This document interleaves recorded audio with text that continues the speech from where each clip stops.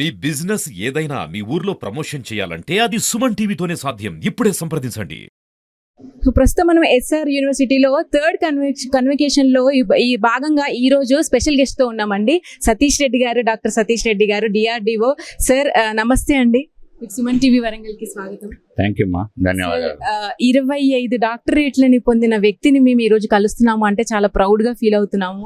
ముఖ్యంగా అంటే ఇప్పుడున్న యూత్ కి మీరు ఇచ్చే మెసేజ్ ఏంటి? మీలో కొంతైనా కూడా వాళ్ళు నేర్చుకుంటారు కదా అనే ఉద్దేశంతో మీతో మాట్లాడడం జరుగుతుంది. ఒక్కసారి ఒకటి, ఈరోజు భారతదేశం యొక్క శక్తి, స్ట్రెంగ్త్, యూత్.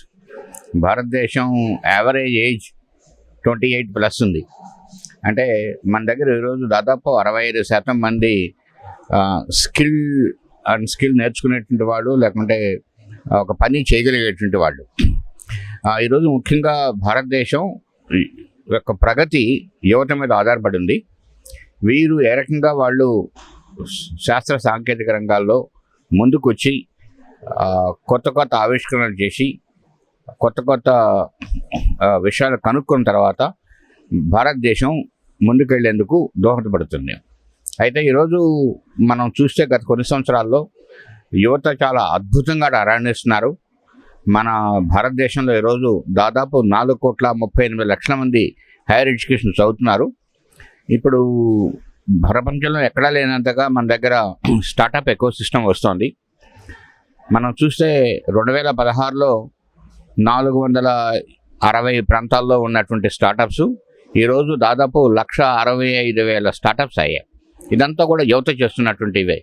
సో రాబోయే రోజుల్లో యువతలో కోరుకునేది ఏంటంటే, వాళ్ళు ఒక లక్ష్యం పెట్టుకొని ఒక కొత్త విషయాన్ని, ఒక విజయాన్ని, ఒక గొప్ప విషయాన్ని సాధించాలి అనేటువంటి ఒక లక్ష్యాన్ని పెట్టుకొని దానికి కోసం తీవ్రంగా పనిచేయడం, కష్టపడటం, ఒక దృఢ చిత్తంతో దాని వైపు ఉండటం అనేటువంటిది ముఖ్యం.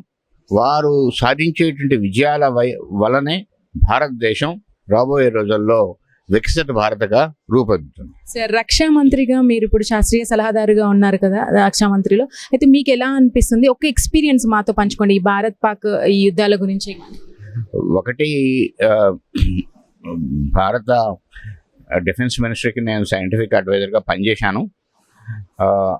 ఆ రోజుల్లో లేకుంటే గత కొన్ని సంవత్సరాలుగా మనం అందరం కూడా భారతదేశంలో సాధించినటువంటి రకరకాల విజయాలు ఈరోజు ఆపరేషన్ సింధూర్లో ఉపయోగపడ్డాయి. ప్రపంచానికి ఒక భారతదేశం యొక్క సాంకేతిక పటిమ తెలిసి వచ్చింది. ఆ రోజుల్లో తయారు చేసినటువంటి ఆకాశ క్షిపణి కావచ్చు, బ్రహ్మోస్ క్షిపణి కావచ్చు, MR7 కావచ్చు, రేడార్స్ కావచ్చు, డ్రోన్ బేస్డ్ సిస్టమ్స్ కావచ్చు, కమ్యూనికేషన్ సిస్టమ్స్ కావచ్చు, ఎలక్ట్రానిక్ వార్ఫేర్ సిస్టమ్స్ కావచ్చు, యాంటీ డ్రోన్ సిస్టమ్స్ కావచ్చు, ఇవన్నీ కూడా చాలా అద్భుతంగా పనిచేశాయి. ఈ మనం పాకిస్తాన్ ప్రయోగించినటువంటి ప్రతి ఒక్క డ్రోన్ అనండి, లేకుంటే UAV అనండి, ఎయిర్ క్రాఫ్ట్ అనండి, మిసైల్స్ అనండి, అన్నిటిని కూడా మనం వాటిని మధ్యలోనే వాటిని మనం ఢీకొట్టడం లాంటిది మనం చేయటం జరిగింది. ఇది ఒక అద్భుతమైనటువంటి విషయం. ఇది ప్రపంచానికి తెలిసి వచ్చింది. ఇవన్నీ కూడా మనం స్వంతంగా మన స్వావలంబనతో, మన కృషితో మనం తయారు చేసుకున్నటువంటి ఆయుధాలు లేకుంటే ఎక్విప్మెంట్. ఇది భారతదేశానికి ఒక గొప్ప విజయం. రాబోయే రోజుల్లో దీనివల్ల ఈరోజు వచ్చినటువంటి ఉత్సాహంతో, ఈరోజు వచ్చినటువంటి నమ్మకంతో, ఒక మన శక్తి సామర్థ్యాల మీద మనకు వచ్చినటువంటి ఒక గుర్తింపుతో మనం మరిన్ని విజయాలు సాధిస్తామని చెప్పి ఖచ్చితంగా నేను అనుకుంటున్నాను. సార్, ఏరోనాటికల్ ఇంజనీరింగ్ లో ఇప్పుడు అమ్మాయిలు ఎక్కువగా రావడానికి మొగ్గు చూపుతున్నారు. వాళ్ళకి ఏం చెప్తారు సార్? అంటే ఫ్యూచర్ జనరేషన్ ఎలా ఉండబోతుంది? మరింతగా కూడా మహిళలు ఈరోజు ఏరోనాటికల్ రంగంలో రావాలని కోరుకుంటున్నాం. ఇప్పటికే చాలామంది వచ్చారు. అసలు ఇదివరకు కాలంలో చూస్తే అసలు ఇంజనీరింగ్ వైపే అమ్మాయిలు వచ్చేటువంటి వాళ్ళు కాదు. ఇప్పుడు దాదాపు చాలా కళాశాలలో 40 నుంచి 50% మంది అమ్మాయిలు ఈ ఇంజనీరింగ్లో చదువుతున్నారు. ఏరోనాటిక్స్లో కూడా ఈరోజు మనం చూస్తే చాలామంది పైలట్స్, అట్నే ఎయిర్ ఫోర్స్లో కూడా మనం చూసాం చాలామంది అమ్మాయిలు వచ్చారు. వీరందరూ కూడా మరింతగా వచ్చి వాళ్ళు ఏరోనాటిక్స్ అనేటువంటిది ఆడ మగ అనేటువంటి తేడా లేదు అనేటువంటి విధంగా చూసి వాడు మరింత రాణించి మరింతగా వారి యొక్క శాతాన్ని పెంచాలని చెప్పి కోరుకుంటున్నాను. ఫైనల్గా ఎస్ఆర్ యూనివర్సిటీ గురించి ఒక మాట. ఒక మంచి యూనివర్సిటీ ఎస్ఆర్ యూనివర్సిటీ. ఒకటి, క్యాంపస్ చాలా అద్భుతంగా ఉంది. దాదాపు 170 ఎకరాల్లో పచ్చని చెట్లతో, పెద్ద చెట్లు, వేప చెట్లు లాంటి చెట్ల మధ్యలో మంచి మంచి క్యాంపస్లు, ఇప్పుడు మనం ఇక్కడ ఉన్నటువంటి ఇంక్యుబేషన్ సెంటర్ లాంటివి ఇవన్నీ కూడా రావడం జరిగింది. దీనివల్ల గత 3 సంవత్సరాలుగా ఈ యూనివర్సిటీకి NIRF ర్యాంకింగు 100 కంటే కూడా తక్కువ రావడం జరిగింది.